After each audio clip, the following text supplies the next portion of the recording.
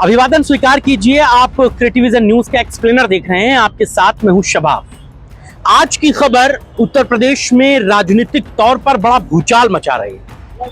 जिस तरीके से राकेश टिकैत के साथ मुजफ्फरनगर की घटना घटी, जिस तरीके से हिंदूवादी संगठनों ने उनकी पगड़ी को उछाल दिया, जिस तरीके से ये बात अब किसानों के मान सम्मान पे आ गई है, और जिस तरीके से अखिलेश यादव ने इस पूरे मामले को किसान अस्मिता से जोड़ दिया है, वो उत्तर प्रदेश में एक नए राजनीतिक बवंडर, एक नई सियासी कहानी चुनावों से पहले बना रही। घटना मुजफ्फरनगर के जीआईसी मैदान की थी, जहां पर पहलगाम आतंकी हमले में शहीद हुए लोगों के लिए हिंदूवादी संगठनों ने एक बंद का आह्वान किया था।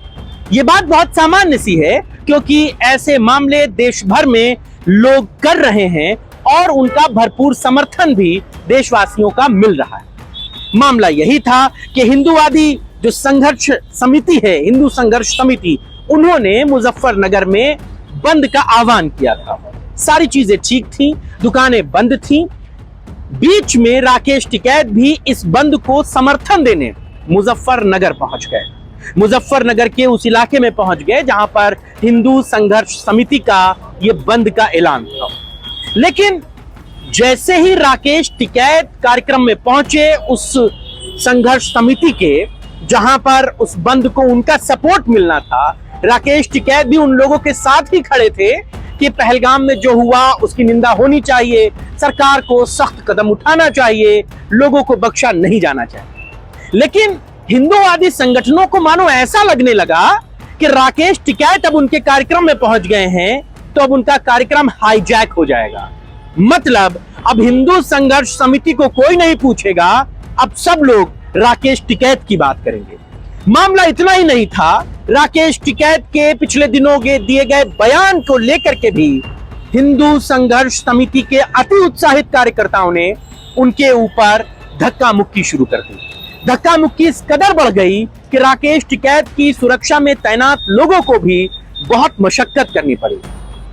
मामला इतने तक ही खत्म नहीं हुआ, कुछ और कार्यकर्ताओं ने उनके सर पर झंडे से मारना शुरू कर दिया। इसी बीच राकेश टिकैत की पगड़ी नीचे गिर गई। मामला गर्म हो गया, राकेश टिकैत गुस्सा आ गए। मामले की गंभीरता को देखते हुए उनकी सुरक्षा में तैनात लोगों ने किसी तरह राकेश टिकैत को वहां से निकाला, वरना वहां पर क्या हो जाता इस बात का इल्म भी आपको नहीं है। और जब इतना बड़ा बंद का आह्वान हिंदू संघर्ष समिति की तरफ से किया गया था, तो फिर अगर राकेश टिकैत के साथ वहां पर ऐसा हो रहा था, तो पुलिस कहां थी? पुलिस ने क्यों नहीं उन लोगों को समझाने की कोशिश की? यह पूरा घटनाक्रम शुक्रवार को घटता रहा और राकेश टिकैत गुस्से से तिलमिलाए वहां से बाहर निकले।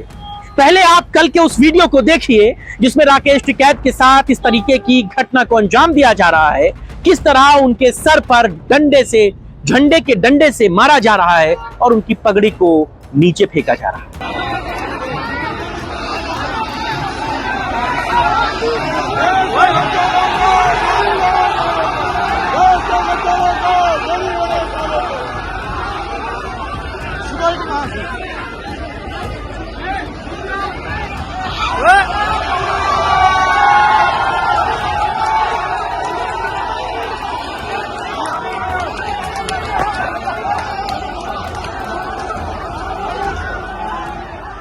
तो सुन लिया आपने, देख लिया आपने कि वहां पर किस तरीके से राजनीतिक घटनाक्रम घटा।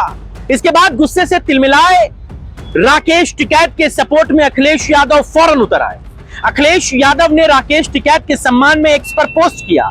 अखिलेश यादव ने लिखा, भाजपा ने किसी एक किसान नेता की ही नहीं, बल्कि हर एक किसान की पगड़ी उछाली है। परम आदरणीय चौधरी चरण सिंह जी ने जीवन भर किसानों के मान सम्मान की जो लड़ाई लड़ी, यह हमला उनकी उन ऐतिहासिक कोशिशों पर भी हुआ है। इसने गाजीपुर बॉर्डर से गाजीपुर तक उत्तर प्रदेश का हर किसान आंदोलित है। कोई और भले लाठी का वार और तिरस्कार भूल जाए, सच्चा किसान कभी नहीं भूलेगा। निंदनीय किसान कहे आज का नहीं चाहिए भाजपा। अखिलेश यादव के इस ट्वीट के बाद यह बात तो क्लियर हो गई थी कि समाजवादी पार्टी राकेश टिकैत के साथ कदम से कदम मिलाकर चल रही है।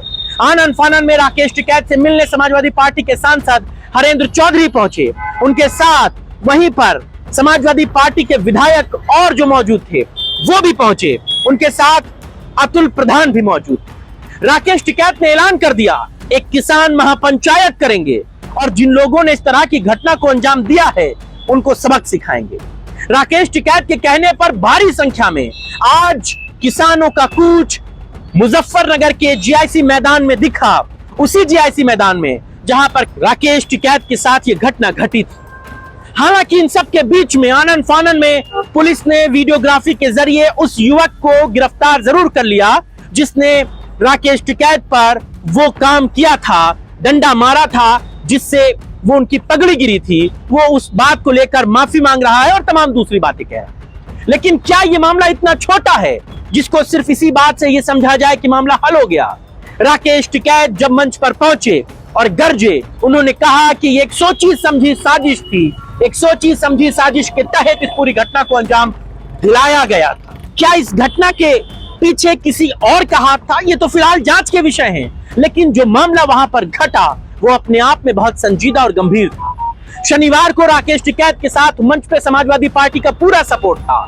समाजवादी पार्टी के सांसद हरेंद्र चौधरी, इकरा हसन और विधायक अतुल प्रधान मौजूद थे। तमाम किसानों की मौजूदगी में, हरेंद्र मलिक और अतुल प्रधान की मौजूदगी में राकेश टिकैत को एक बार फिर से पगड़ी बांधी गई। इस पगड़ी के बांधने के साथ ही सबने हुंकार भरी और सरकार को ये याद दिलाया कि आप जो कर रहे हैं या आप इन लोगों ने जिन लोगों ने इस घटना को अंजाम दिया है, आप उन पर अगर सख्त कार्रवाई नहीं करेंगे तो फिर हम आगे की लड़ाई लड़ने को भी तैयार हैं। हालांकि जैसे ही राकेश टिकैत की महापंचायत का ऐलान हुआ, अखिलेश यादव एक बार फिर ट्वीट करते नजर आए। अखिलेश यादव ने लिखा, लांघी सीमाएं अपमान की, घड़ी आई है इस ऐलान की, बांध लो पगड़ी सम्मान की, किसान के हक और मान की, न चिंता खेत खलिहान की, न भूख प्यास बलिदान की, अब बात आ गई आन की, बांध लो पगड़ी सम्मान। ये बात अखिलेश यादव की तरफ से कही गई और ये इशारा साफ है कि राकेश टिकैत और किसानों के सम्मान में समाजवादी पार्टी इस मुद्दे पर सरकार को घेरने का हर संभव प्रयास कर रही है। जो सवाल मैंने आपसे पूछा वो वाकई में ये सवाल है कि क्या राकेश टिकैत के साथ इतनी बड़ी घटना हो गई, उनकी जान पर बनाई और पुलिस नदारद रही? कहां थी वो पुलिस जिसने उस बंद के आह्वान के मौके पर लोगों को वहां पर कार्यक्रम करने की इजाजत दी थी? क्या जब राकेश टिकैत के साथ इस लेवल की धक्का मुक्की हो रही थी तो पुलिस उन लोगों को वहां से हटा पाने में सक्षम थी? क्या पुलिस के पास वहां पर माकूल बंदोबस्त थे? क्या राकेश टिकैत के वहां पर पहुंचने की उनके पास जानकारी नहीं थी? क्या राकेश टिकैत के पहुंचने के बाद भी वो सुरक्षा के इंतजाम नहीं कर पाए? और क्या हिंदू संघर्ष समिति जैसी इन तमाम संस्थाओं को यह लगने लगा कि अगर राकेश टिकैत आ जाएंगे तो उनका कार्यक्रम हाईजैक हो जाएगा? क्या ये कार्यक्रम सिर्फ अपना नाम, अपना झंडा ऊंचा करने के लिए किए जा रहे हैं, या वाकई में पहलगाम में जो लोगों की मौत हुई है हम उनके प्रति संवेदनाएं व्यक्त करना चाहते हैं? यह मामला इसलिए भी गंभीर है, मामला राकेश टिकैत का हो या हिंदू संघर्ष समिति का, मामला यहाँ पर पहलगाम में आतंकी हमले में मारे गए लोगों की बात संवेदना व्यक्त करने का था। कोई व्यक्ति संवेदना व्यक्त करना चाह रहा था तो उसे 2 मिनट का मौका दिया जाना चाहिए था। यह मंच राजनीतिक नहीं था, राकेश टिकैत भी ये बात जाने। तो फिर हिंदू संघर्ष समिति ने ऐसा बवाल क्यों किया? और क्या सिर्फ एक व्यक्ति की गिरफ्तारी और हिरासत के बाद यह मामला शांत समझ लिया जाए, खत्म समझ लिया जाए?